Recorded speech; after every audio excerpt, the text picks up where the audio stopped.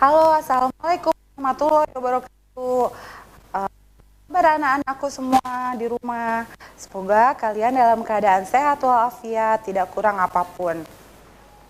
Anak-anak gimana? Keadaannya tetap menggunakan protokol kesehatan ya, dimanapun kamu berada. Kembali lagi dengan Ibu Tiara Melawati dari SDN Karanganyar akan mengadakan program belajar bersama Dinas Pendidikan Kota Cirebon dan RCTV Langka Padani. Nah, sekarang sebelum kita mulai belajar, alangkah lebih baiknya kita berdoa dulu ya anak-anak.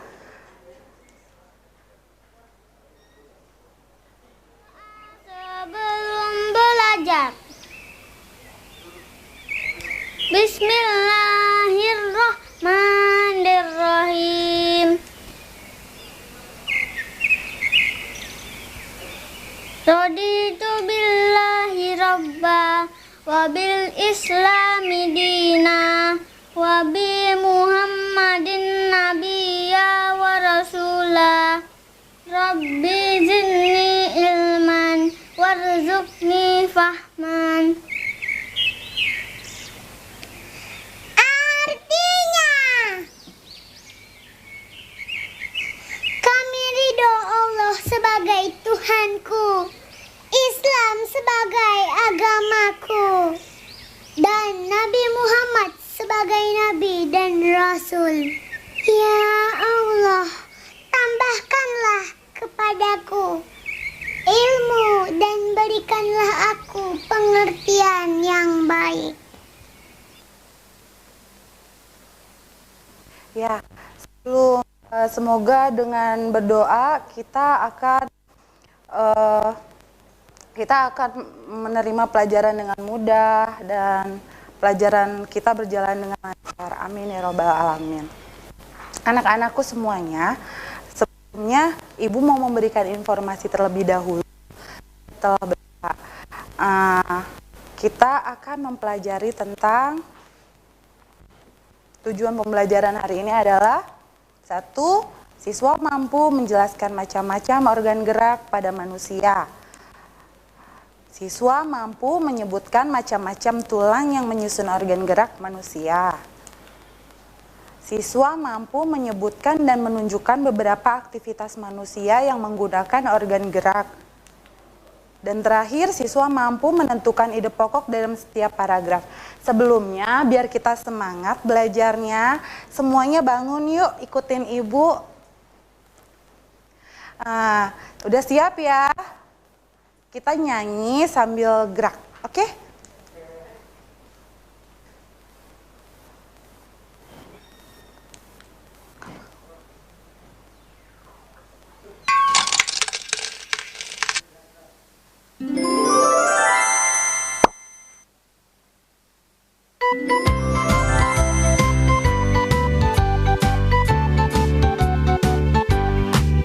Kalau kau suka hati tepuk tangan.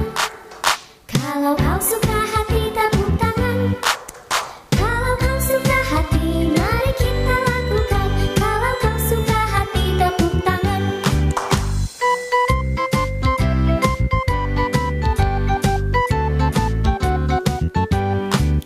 Kalau kau suka hati injak bumi. Kalau kau suka hati injak bumi. Kalau kau suka hati, mari kita lakukan. Kalau kau suka hati, injak bumi.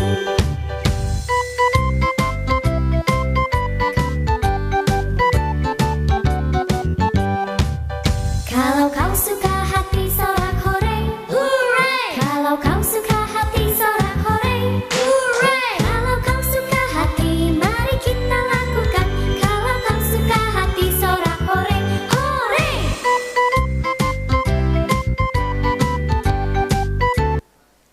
Ya anak-anak, dimanapun Anda berada, gimana? Udah semangat belum belajar hari ini?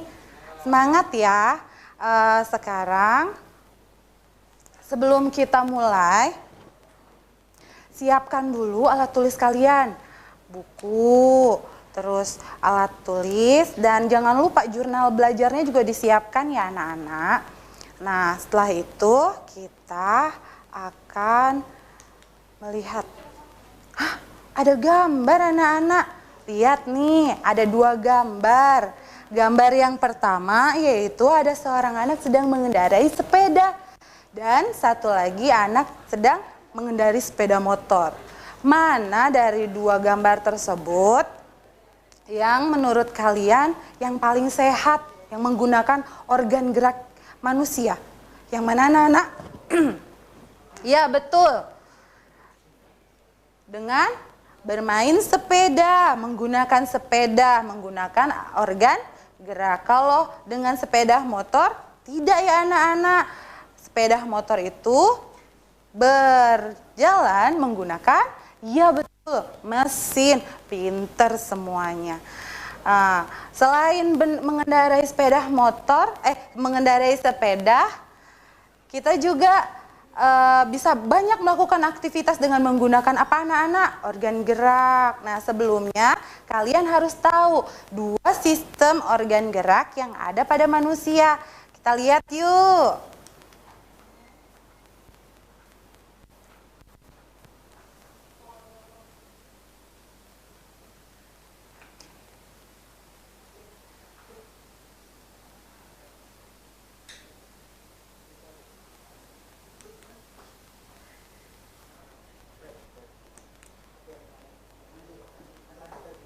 Ya, sebentar ya anak-anak. Nah, ini dia. Belajar kali ini akan memaparkan mengenai organ gerak manusia dan hewan. Salah satu ciri dari makhluk hidup adalah bergerak. Secara umum, gerak dapat diartikan berpindah tempat atau perubahan posisi sebagian atau seluruh bagian dari tubuh.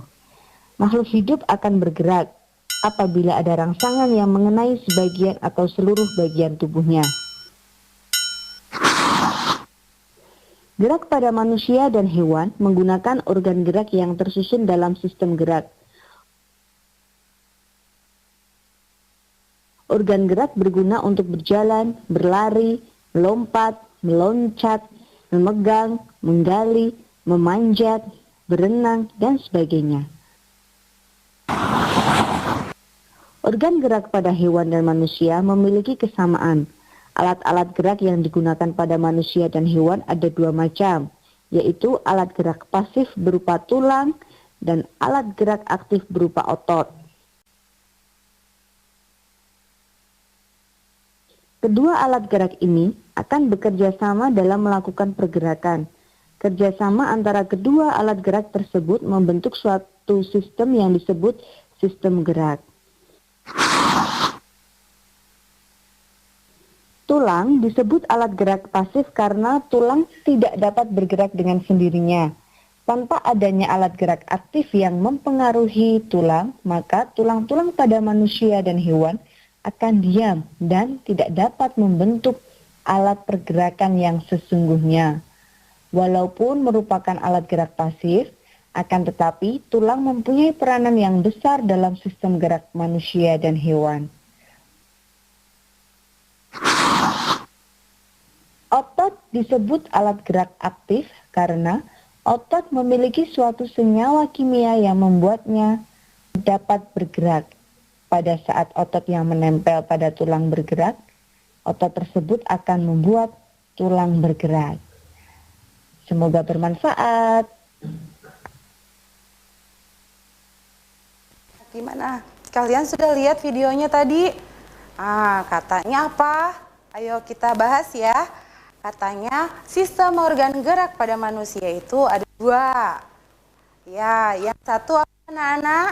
Ya betul, 1 organ gerak aktif dan pasif. Sekarang kita coba ingat-ingat tadi lagi videonya. Kalau alat gerak aktif yaitu apa anak-anak? Ya betul, otot. Lalu alat gerak pasif apa anak-anak? Ya betul, tulang. Nah setelah ini Ibu akan membahas atau memperkenalkan kalian struktur tubuh manusia. Yang itu apa, alat gerak apa tadi? Oh iya, pasif ya, tulang. Selanjutnya kita lihat ada kepala, bagian kepala dulu ya. Ada kepala kerangka manusia yaitu tengkorak. Ini, tengkorak ini adalah organ tengkorak yang rangka yang paling penting, yaitu tempat berlindungnya otak, yaitu untuk mengatur seluruh saraf otot yang ada di dalam tubuh kita. Jadi organ tengkorak ini sangat penting ya anak-anak.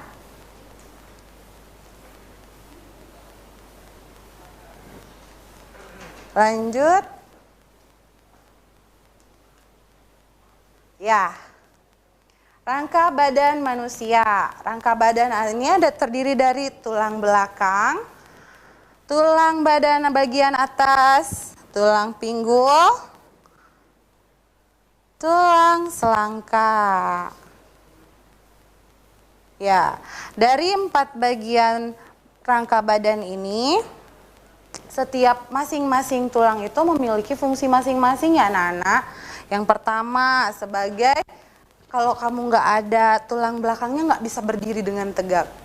Dan kalau nggak ada tulang badan bagian atas, kerangka, rusuk, itu buat melindungi apa? Organ jantung, paru-paru, dan lain-lain. Masih banyak lagi yang ada di dalam tubuh kita ya. Nah, sekarang selanjutnya tulang pinggul dan tulang selangka.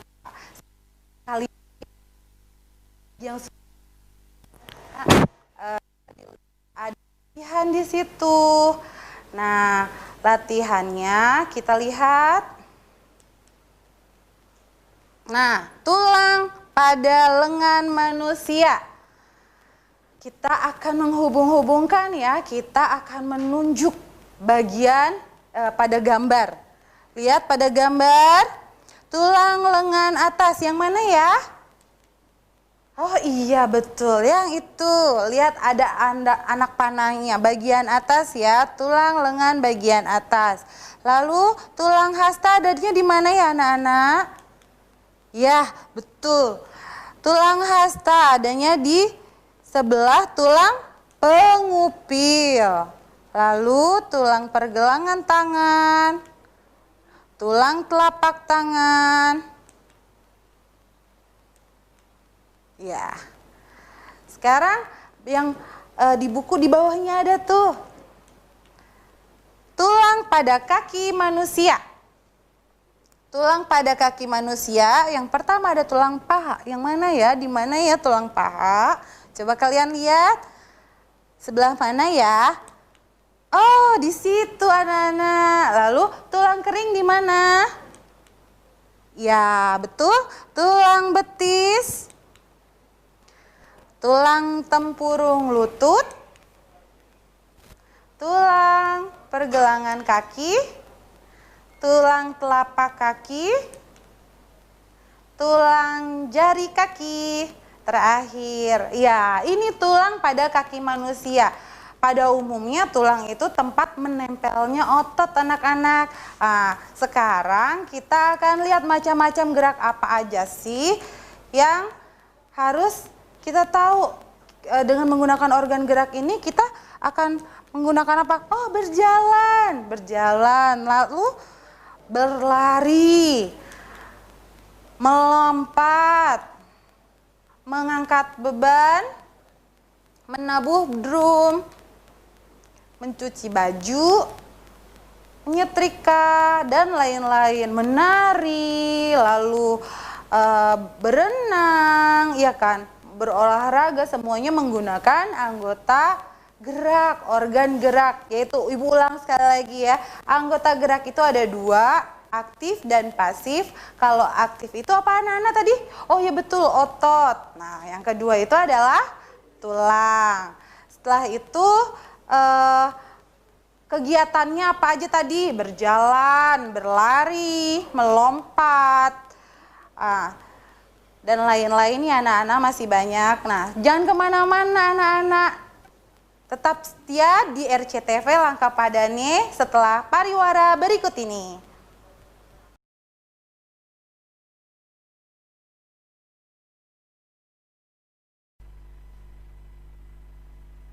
Di rumah yang diselenggarakan oleh Dinas Pendidikan Kota Cirebon dan RCTV Langkah Padane. Nah, anak-anak, sekarang kita akan belajar mengenai apa ya? Apa yo? Iya, ide pokok. Ide pokok yaitu ide pokok adalah gagasan yang menjadi pokok pengembangan paragraf. Ide pokok ini terdapat dalam kalimat utama. Nama lain dari ide pokok adalah gagasan utama, anak-anak. Gagasan pokok dalam satu paragraf hanya ada satu ide pokok. Jadi apa, anak-anak? Dalam setiap ide pokok itu hanya ada satu ide pokok, anak-anak. Ingat-ingat ya. Masih semangat kan? Jangan pada ngantuk ya.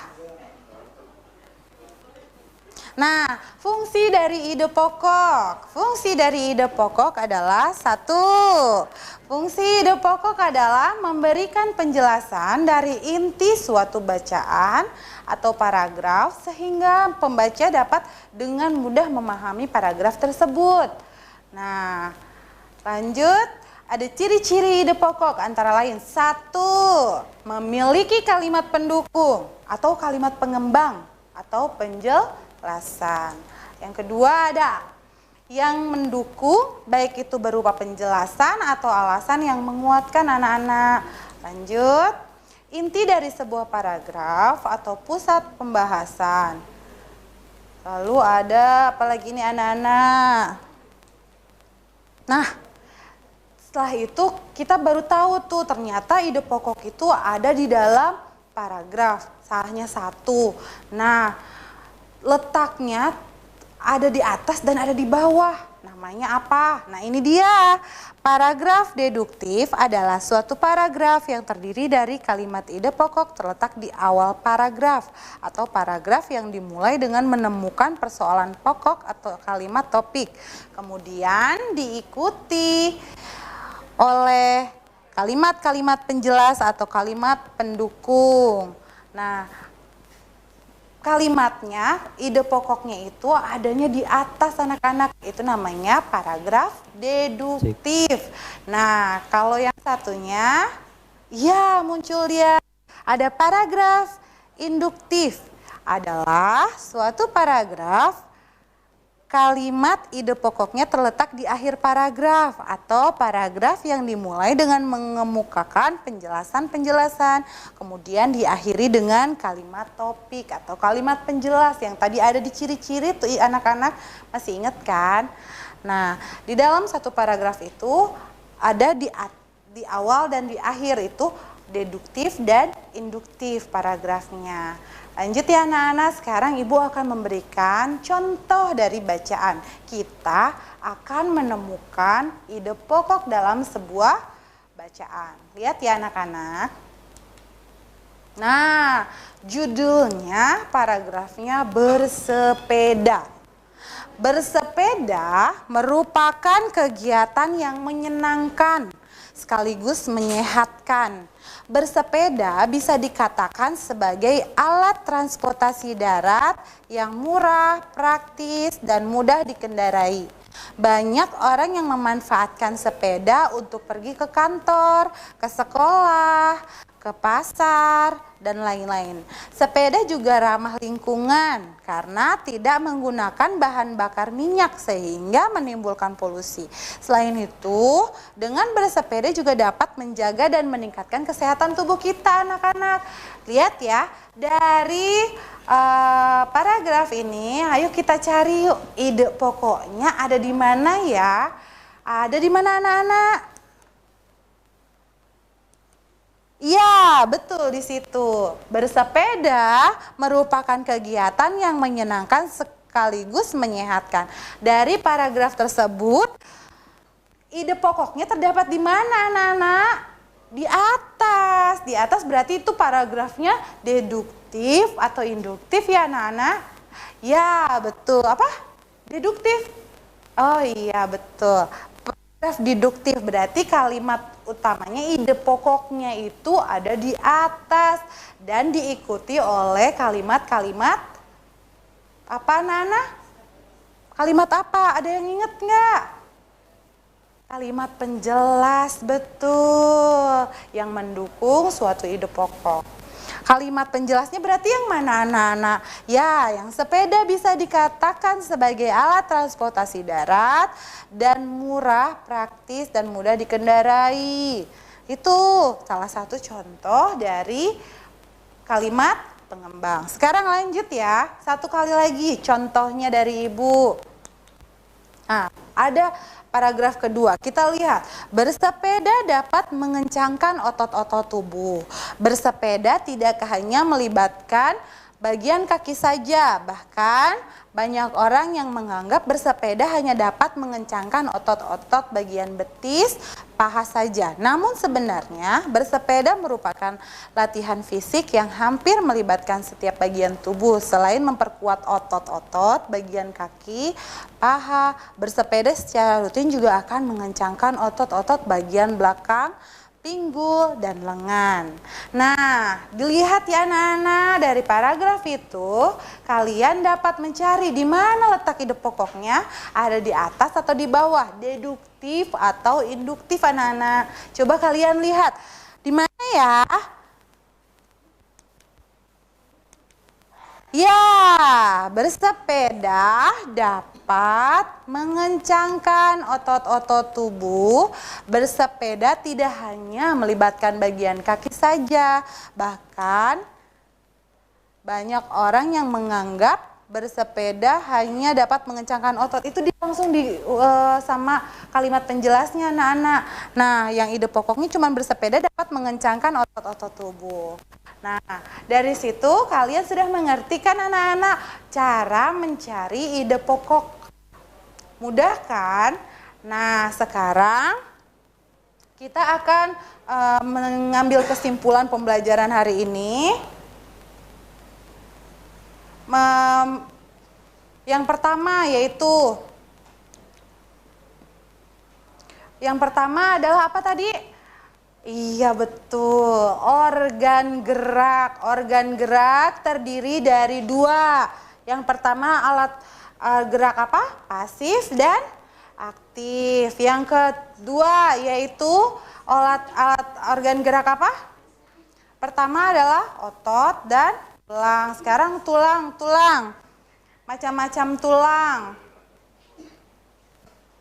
Macam-macam tulang. Yang pertama ada tengkorak, terus ada bagian dada, yaitu ada apa aja tuh?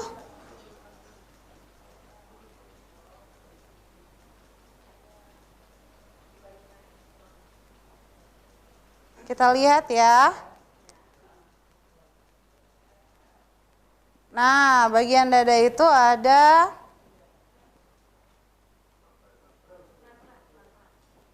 sebentar ya Nana.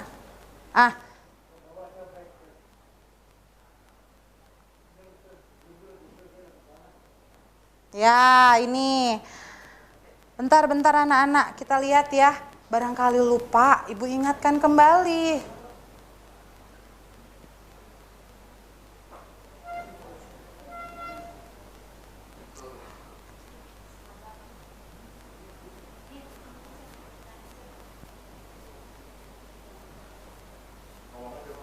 Ya, bentar ya. Alat gerak bagian atas yaitu ada apa tadi? Tulang. Ya, Ibu ulang lagi ya. Ini tulang bagian atas. Di situ tulang hasta, tulang pengupil, tulang pergelangan tangan, tulang telapak tangan. Lalu pada kaki ada tulang paha, tulang kering, tulang betis, tulang tempurung, tulang pergelangan kaki, tulang telapak kaki, tulang jari kaki. Pada subtema 2 ini, yang pembelajaran kedua, di situ ada tabel. Itu buat evaluasi kalian di rumah ya anak-anak. Kalian mencari apa fungsi-fungsi dari tulang itu. Ya, setelah itu, setelah pembelajaran organ gerak ini, yang satu lagi apa pelajaran apa bahasa Indonesianya? Mencari ide pokok dan kalimat penjelas. Ya, anak-anak gimana pembelajaran hari ini? Menyenangkan ke tidak? Yuk semangat yuk anak-anak abis ini pembelajarannya. Nah, sekarang contoh-contoh lagi tadi. Contoh-contoh bergerak. Bergerak itu berpindah dari suatu tempat ke tempat yang lain. Menggunakan organ gerak. Tadi aktif dan pasif. Kemudian mencari ide pokok. Berada di awal paragraf. Berawal di awal paragraf dan akhir paragraf ya ini. Coba nih, ide pokok itu ya yang ini. Fungsi ide pokok itu menjelaskan dari suatu bacaan. Lalu ada ciri-ciri ide pokok, kita ulang lagi ya. Ciri-ciri ide pokok itu yang pertama ada memiliki kalimat pendukung, kalimat pengembang, penjelasan. Lalu ada yang mendukung baik itu berupa penjelasan atau alasan yang menguatkan. Lalu ada juga inti dari sebuah paragraf atau pengembahasan. Oke, sekarang kita lihat. Ya, tadi awal kalau deduktif dan induktif itu, kalau deduktif itu di awal dan diikuti oleh kalimat penjelas, sedangkan paragraf induktif yaitu berada di akhir, didahului oleh kalimat penjelasnya, anak-anak. Nah, sekarang kita akan tadi contoh dari paragraf. Kalian itu kan Ibu cuma ngambil 2, sisanya kalian kerjakan di rumah, oke? Jadi pembelajaran hari ini adalah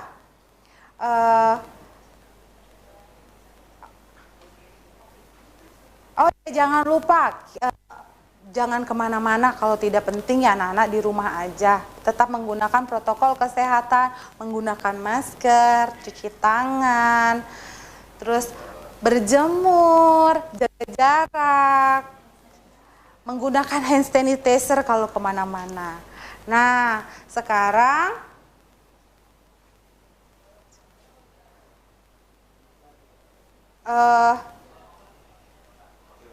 ya, jangan lupa anak-anak kita ya sekian dulu pembelajaran hari ini anak-anak. Terima kasih udah belajar di rumah jarak jauh. Kembali lagi nanti setelah ini kelas 6, jangan kemana-mana. Billahi taufiq wal hidayah. Wassalamualaikum warahmatullahi wabarakatuh. Dah.